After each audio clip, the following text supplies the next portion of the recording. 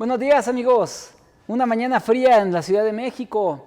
Vamos a darle nosotros continuidad a nuestro seminario de construcción y vamos a estar hoy continuando con la parte fiscal. La sesión pasada ya hablábamos de cómo determinábamos el impuesto sobre la renta, veíamos ahí algunos temas particulares de lo que como tal quedaba para todos estos fines y observábamos lo que era lo que tenía que pasar.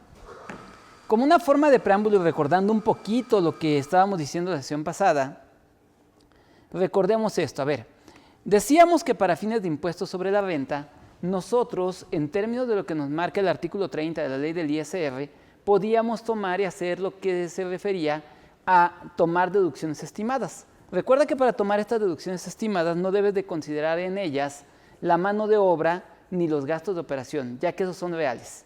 Bueno, cuando la obra dura más de un ejercicio, lo que nos dice el mismo artículo es que nosotros tenemos que llevar a cabo como tal lo que se refiere a una comparativa entre los gastos reales y los gastos estimados.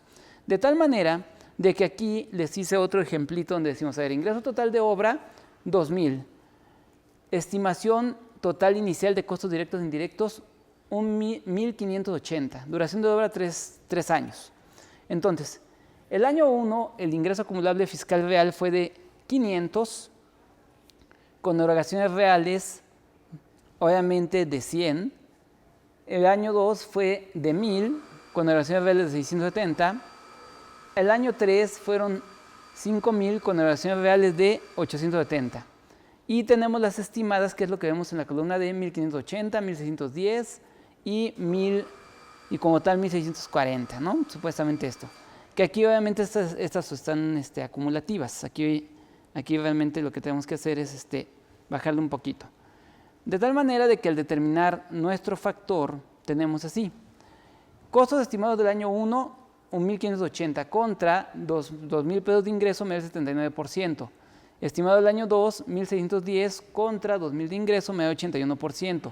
Estimado del año 3, 1,640 contra 2,000 me da 82%. Y en esta última columna puse lo que sería los datos reales. A ver, vamos a ponerle aquí de color amarillito. Bueno, me salió rosita. Y aquí vamos a poner esto de color azul. Entonces, aquí tenemos, entonces como tal, lo que es lo estimado. Esto que está de color azul fue lo estimado. Y este es el real. De tal manera de que si sacamos el factor de costo real, me da 77%. Contra el 82% que fue lo que manejé el último año, aquí tengo una variación del 5.50%. Contra lo que es el 81% tengo una variación del 4%, y contra lo que es el 79% tengo una variación del del menos 2%. Es decir, ahí me fui un poquito más arriba. Entonces, ¿qué significa? Por el año 1 no tengo que presentar complementaria, no tengo que hacer nada. Por el año 2 tampoco tengo que hacer nada, pero por el año 3 sí tengo que hacer el pago de recargos. Ahora, en este sentido, obviamente, ¿cómo se calculará? Pues bueno, nosotros, a la hora de hacer esta estimación, recuerda que tienes que actualizar lo que son las deducciones. ¿Para qué? Porque pues, obviamente como estamos hablando de cuestiones que se pueden quedar como históricas, aquí nosotros pues obviamente debemos de comparar contra estos valores. Ahora, de esta manera entonces quedaría así. Nosotros tendríamos los ingresos acumulables con el factor de costo estimado, de costo estimado de cada año, y tenemos que llevar entonces de la siguiente manera. Aquí está. Nuestro año 1. Lo que vemos en la primera columna es, sin ejercer opción, hubiera tenido una utilidad fiscal de 400, pero ejerciendo opción tuve una utilidad fiscal de 105. El año 2, sin ejercer opción, hubiera tenido una utilidad fiscal de 330. Ejerciendo opción tuve una utilidad fiscal de 195. El año 3, sin opción, hubiera tenido una pérdida de 370. Con artículo 30, me dio una utilidad de 60. Como pueden ver, el año 3, entre comillas, nos perjudica. Y digo entre comillas porque pues, en realidad nos benefició los otros 3 años. Entonces, de esta manera, cuando llegamos a esta situación, quedaría así. Nuestro resumen de ISR, sin ejercer la opción, yo hubiera pagado 219 pesos. Ejerciendo la opción, yo hubiera pagado 109. Por lo tanto, me queda un exceso de 110, en donde pues básicamente aquí no tendríamos que pagar ninguna situación de impuesto adicional de real contra el estimado, porque aquí es donde habría esta situación. Sin embargo, ¿qué pasa aquí? Como el real me dio 219 y el estimado me dio 109, tendríamos que pagar actualización y recargos por haber sido mayor y presentar declaraciones anuales complementarias. Entonces, de esta manera es como nosotros tendríamos que llevar a cabo en este proceso lo que nos quedaría. Y recuerden, el cálculo anual, básicamente, como lo vimos en la sesión pasada, queda así. Aquí vemos otro comparativo estimado contra real, donde decíamos estimado, los dos quedan en 760, en el estimado tengo deducciones de 657, en el real me dan deducciones de 615, en el estimado me dio una utilidad fiscal de 102, en el real de 144, en el estimado me hubiera dado un impuesto de 30.843, en el real me dio un impuesto de 43.000, por lo tanto, quitando los provisionales, en el anual estimado me dio un saldo a favor de 4.040, en el real me daba un impuesto por pagar de 8.571. Sobre este pagas actualización de recargos, pero no pagas el impuesto hasta que no acabe la obra. Entonces, de esta manera, quedamos que este era el tratamiento que nosotros tenemos que dar al impuesto sobre la renta. Pero ahora, la otra cara de la moneda que tenemos en materia de construcción es precisamente el impuesto al valor agregado. A ver, ¿qué tratamiento vamos a tener para el IVA en materia de construcción? Aquí nuevamente vamos a tener que hacer una separación entre los desarrolladores y entre los que prestan el servicio de construcción, es decir, entre los constructores y los desarrolladores. Obviamente los constructores van a ser de los que van a tener mayor beneficio. ¿Por qué? Porque tú como desarrollador, si tú desarrollas casa habitación, es muy claro lo que dice el artículo 9, fracción segunda, en donde dice que la venta de casa habitación es exenta del pago del impuesto sobre la renta, del pago del impuesto al valor agregado.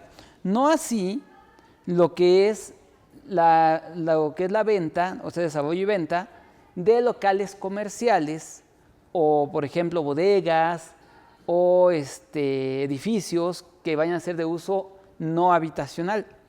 Entonces ahí se debe de cobrar IVA al momento de hacer la venta del inmueble.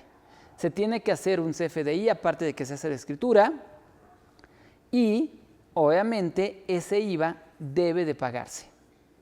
Sin embargo, la otra cara de la moneda la tenemos cuando nos dedicamos a servicios de construcción de casa habitación. El mismo artículo 9, fracción segunda de la ley del IVA, es muy claro cuando nos dice que nosotros, cuando nos dedicamos a prestar servicios de construcción de casa habitación, vamos a ser exentos del pago del impuesto sobre la renta, del impuesto al valor agregado. Para esto, obviamente, vamos a tener nosotros que demostrar fehacientemente, como lo marca el reglamento de la ley del ISR, que verdaderamente nos dedicamos a este sector. Entonces, ¿qué nos dice el reglamento? El artículo 28 del reglamento de la ley del IVA nos dice que para efectos del artículo 12 consideran que son casas habitación, obviamente, los asilos y orfanatos, además obviamente de los que están destinados a casa habitación. Para esto es importante que mencionemos que la resolución miscelánea fiscal, ustedes van a encontrar en su capítulo 11, que es el que habla de decretos, propiamente el capítulo 11.5, que es el que habla del decreto para los apoyos de casa habitación, menciona que como tal los hoteles no son considerados casa habitación. Por lo tanto, si tú prestas servicios de construcción, pero esos servicios de construcción son para construir un hotel, no va a ser considerado casa habitación y por lo tanto el servicio va a estar grabado por IVA a la tasa general. Entonces, fíjense bien, en este sentido, ¿qué dice el artículo 28 del reglamento de la ley del IVA? Dice bien claro que tratándose de construcciones nuevas atenderá el destino para el cual se construyó considerando las especificaciones del inmueble y las licencias o permisos de construcción. Y este es uno de los puntos súper importantes en materia de IVA. ¿Cuál es el documento con el que yo como constructor tengo que demostrar al SAT por qué llevé un servicio de carácter exento. Es la licencia de construcción. Cuando tú prestes como constructor los servicios de construcción de casa-habitación, debes de pedir que te regalen una copia de la licencia o de menos tomar una foto. Hay algunos lugares donde ponen una lona con el número de licencia y el destino de la licencia, tomar una foto de esa lona para tenerlo como parte de tu evidencia en la contabilidad de por qué es que está dentro de poniéndose esta situación. Aparte, mucho cuidado porque recuerden que tenemos como tal un complemento de factura que aplica en este sentido. En este caso, ¿cuál es ese complemento? Bien, vamos a entrar a la página del SAT. Aquí está. Nosotros vamos a tener dentro de este aspecto en la página del SAT y vemos aquí que entramos en donde dice factura electrónica, le vamos a ver donde dice mini sitio factura. A la hora de que le damos aquí en mini sitio factura, nada más esperen que cargue, nos vamos a ir a donde dice emite y aquí le vamos a dar donde dice complementos de factura.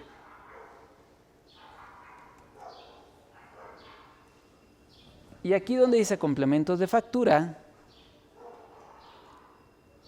vamos a buscar el que dice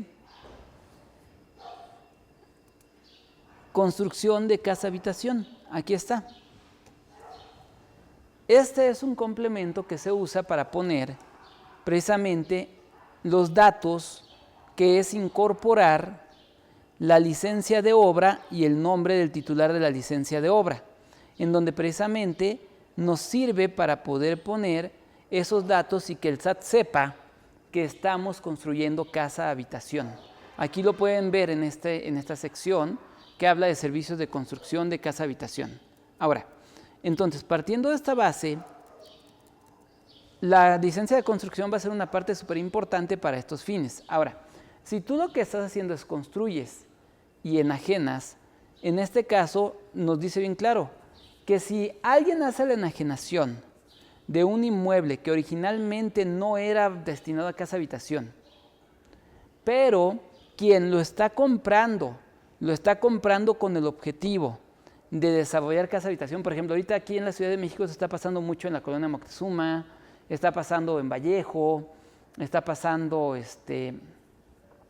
en Tlalnepantla, que empresas que allí estaban las han quitado, tiran lo que era la nave industrial y desarrollan conjuntos habitacionales de edificios. Entonces, aquí lo que nos dice el artículo 28 del Reglamento del IVA es bien claro, que como tal, si quien vende, originalmente el inmueble no era para casa-habitación, pero a la hora de que van con el notario a formalizar el contrato de compra y venta, dentro de se asiente claramente que el adquirente lo destina para casa-habitación y garanticen ante el SAT del impuesto que hubiera correspondido, entonces podrá como tal hacerse la venta del inmueble exenta de IVA. Y este es otro punto fino que en materia de impuesto al valor agregado aplica cuando un desarrollador quiere comprar un inmueble que originalmente no era para casa-habitación, pero que como tal ahora se utilizará como casa-habitación. Y es uno de los grandes puntos que nosotros vamos a tener que ir observando para estos fines y en donde vamos a ver lo que va a estar como temas particulares que se van a dar. Entonces, ojo, abusados con este detalle porque aquí es importante que el notario ponga eso, que el adquirente manifiesta que destinará el inmueble a casa-habitación. Y si es así, con esa mención, como tal, se exenta del IVA la venta. Nota importante que, como decía, hay que garantizar el IVA. Normalmente, ¿qué se estila? Se estila que quien lleve a cabo la garantía dentro de este punto sea el adquirente. Ahora, es importante mencionar que esta garantía debe de ofrecerse al SAT. Se hace un escrito libre, se mete a través de mi portal poniendo la garantía del IVA, donde se ponga copia de lo que es como tal la construcción y llevemos en este proceso lo que va a estar para estos fines, teniendo en cuenta lo que se va a dar. Entonces, ojo, mucho cuidado ahí porque es donde vamos a estar viendo cómo va a quedar todo este punto particular. Ahora, ojo porque el mismo tratamiento se puede también poner cuando se consideran como destinadas a casa habitación instalaciones y áreas cuyos usos están exclusivamente dedicados a los moradores. Por ejemplo, que se haga algún desarrollo y en ese desarrollo habitacional se destinen, por ejemplo, áreas para hacer jardines, para hacer canchas de básquetbol, canchas de fútbol, dentro de áreas habitacionales. Entonces, eso también se considera que es exento del impuesto al valor agregado. Entonces, de esta manera, cuando tú eres desarrollador, vas a tener esta situación de que se considerará que es exento del impuesto al valor agregado y no pagarás IVA a la hora de adquirir el terreno o de vender el inmueble, según sea el caso. ¿Sale? Entonces, en este sentido es donde va a estar. Ahora, ¿pero qué pasa con los que somos constructores? Porque esto primero que vimos que está en el artículo 28 es para los que compran el inmueble, lo desarrollan y luego lo venden ya como una casa terminada o un departamento terminado. Bueno, para los que llevamos a cabo como tal el servicio de construcción de casa-habitación, nosotros vamos a tener bien claro esa situación. El artículo 9, fracción segunda, y vamos a subrayar aquí en nuestra lámina, dice bien claro que la prestación de los servicios de construcción de inmuebles destinados a casa-habitación, ampliación de esta, así como instalación de casas prefabricadas, que es utilizada para este fin, se consideran comprendidos en dicha fracción, siempre y cuando el prestador del servicio proporcione mano de obra y materiales. Si es así, entonces vamos a tener que se va a considerar que el servicio de construcción es exento del impuesto al valor agregado. Pero ojo, porque aquí tenemos que dimensionar, según lo que dice la ley y el artículo 29 del reglamento, es decir, artículo 9, fracción segunda de la ley del IVA y artículo 29 del reglamento, nosotros vamos a tener que ir tomando en consideración para este supuesto el 1, que si es servicio de construcción tengo que tener el servicio integral. Es decir, yo como contratista, que es el que me contrataste para hacerte toda tu casa, es decir, tú no te vas a preocupar por nada más que por darme la llave, o sea, por recibir la llave para ya entrar a mi casa y por elegir a lo mejor el color de que la pinten. De esa forma, nosotros vamos a tener la situación que se va a llevar en este proceso y va a ser exento. Ahora igual, si yo voy a hacer la ampliación, es decir, la casa ya está, pero le vamos a hacer un cuarto más, es una ampliación, entonces también va a ser exenta del pago del impuesto al valor agregado. Pero en ambos casos recuerden que es proporcionar mano de obra y materiales. A ver, tengo por aquí una preguntita. Me dice Ofelia. Dice, se pagó con cheque un crédito de cuotas sobre patronales y RCB por auditoría, pero la Cámara de Compensación no los aceptó y los rechazó, según por firma variable.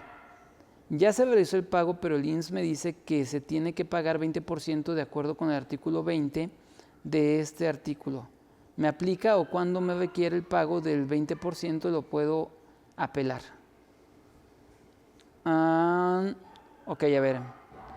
Lo que pasa aquí es lo siguiente, a ver. Obviamente, en este caso, si tú obviamente pagaste, te lo rechazaron, pero estabas dentro del plazo que te dieron para pagar y volviste a hacer el pago, en mi opinión creo que sin ningún problema podrías apelar esta situación, porque recuerda que ese 20% que te quieren cobrar, precisamente es una indemnización que establece ese artículo con el objetivo de llevar a cabo esto, pero ese 20% de indemnización solamente es precisamente cuando se da el tema por cheque. Entonces, básicamente, reitero, si estabas todavía dentro del plazo de pago, no tendrían por qué ponerte la indemnización, porque al final del día la indemnización procede cuando tú haces el pago, lo rebotan, pero ya cuando vuelves a hacer el pago ya estás fuera del plazo que se te dio para el pago. Recuerda que tú cuando tienes un crédito fiscal determinado por auditoría, tienes 15 días siguientes a aquella que te notificaron el crédito para poderlo pagar. Si tú lo pagaste, obviamente con el cheque, te lo rebotaron, pero ya cuando te lo rebotaron y hiciste el pago después de los 15 días, sí procede que te cobren el 20%, inclusive hasta te podrían cobrar multa adicional. Pero si estabas todavía dentro de los 15 días, no procede que te cobren ningún tipo de indemnización porque te encontrabas dentro del plazo. ¿Sale? Entonces, sería por ese lado, Ofelia. Y sí podrías irte a un medio de defensa. Muy bien. Ahora, continuando. Entonces, en este sentido, obviamente estamos hablando que si yo presto los servicios de construcción, tienen que ser servicios integrales. Y aquí va de nuevo la situación. Sabemos que a veces no somos todólogos y a veces no lo hacemos todos nosotros. Por ejemplo, yo contraté o me contratas a mí para construirte tu casa, pero pues yo no hago instalación eléctrica. Así que subcontraté a Jonathan para que él hiciera la instalación eléctrica. Pues bueno, en este caso, nosotros vamos a tener que para esta situación, si yo no hago todo y subcontrato una parte, ¿qué va a pasar? El eléctrico técnicamente sí me tendría que cobrar IVA, ¿sale? Ahorita de momento vamos a dejarlo ahí, porque hay una opción para que ese eléctrico no me cobre IVA, pero tenemos ahí ciertas reglitas con características particulares que tenemos que llevar y poder aplicar. Entonces, fíjense bien, en este sentido, nosotros vamos a tomar y vamos a llevar para los efectos de esta situación que yo cuando le facture al dueño de la casa, yo no le voy a cobrar IVA.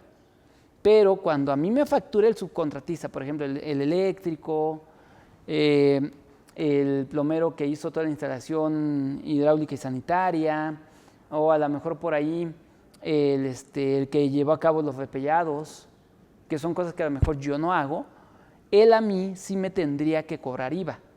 Aunque todo lo que hizo lo hicieron en casa habitación, sí me tendría que cobrar IVA. Y es una parte muy importante que tenemos que cuidar para poderlo llevar. Ahora, en el caso particular de unidades habitacionales, es decir, desarrollaste una unidad habitacional, nada más tengan cuidado porque aquí, si dentro de esas unidades habitacionales se hicieron obras de urbanización o se construyó una zona comercial o mercado o se construyeron escuelas o centros comerciales o locales comerciales, estos no se consideran casa habitación y por la venta de eso, los ingresos que obtengas por esa parte, sí se debe de cobrar IVA. Entonces, fíjense bien, cuando tú desarrollas una unidad habitacional, podríamos tener actividades mixtas, es decir, actividades exentas, que sería lo que vas a cobrar por desarrollar los departamentos habitacionales, y grabadas, que sería lo que vamos a llevar, obviamente, por el tema de desarrollar dentro de este aspecto el mercado, los locales comerciales, todo lo que vamos a encontrar. Entonces, de ahí es donde nosotros tendríamos que estar llevando para esta situación lo que vamos a aplicar en este sentido, siempre bajo la premisa de lo que va a estar como parte de la situación que estamos aquí viendo. ¿Por qué razón? Porque aquí nosotros tendremos que, para lo que corresponde a este aspecto, debiéramos de tener en este contexto que de eso sí se cobraría IVA. Entonces, si yo le voy a cobrar todo a un mismo desarrollador, una parte de mi factura va a ir exenta y otra parte de mi factura va a ir grabada. Y es algo que nosotros tendríamos que estar cuidando para poder llevar en este aspecto y situación, cuidando siempre lo que va a estar en el punto de lo que se debería de incorporar en esta situación. Entonces aquí sí es algo que vamos a tener que ir viendo para poder observar dentro de lo que es esta situación. Así que, ojo, mucho cuidado, aguas, porque ahí es donde tenemos otro punto importante que va a estar para poder llevar en este sentido. Así que tengan cuidado, porque si son parte de este punto en el que se estará en este contexto llevando o teniendo la situación de lo que tenemos que ir cuidando. Ahora, ¿y cómo se llevará a cabo el acreditamiento del IVA en los contratos de obra de casa-habitación? Aquí fíjense que hay una situación importante porque pasa lo siguiente.